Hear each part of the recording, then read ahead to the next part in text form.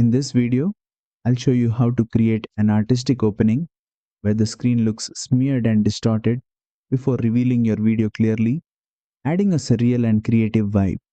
Start by opening your project in CapCut Mobile and placing your video clip at the beginning of the timeline so the distortion feels intentional. Tap on the video clip to select it.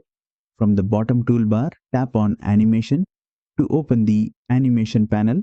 Now switch to the In tab, which controls how the clip appears at the beginning. Scroll through the animation list until you find Smeared Reality, then tap on it.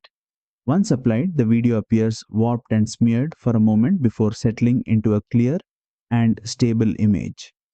Remember, this animation is applied directly to the video clip, not as a separate layer.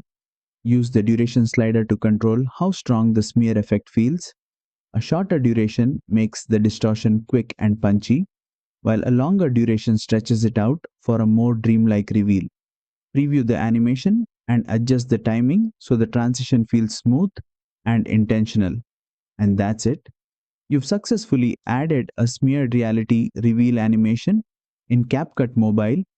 If this tutorial helped you, don't forget to like, share, and subscribe for more detailed CapCut Mobile tutorials.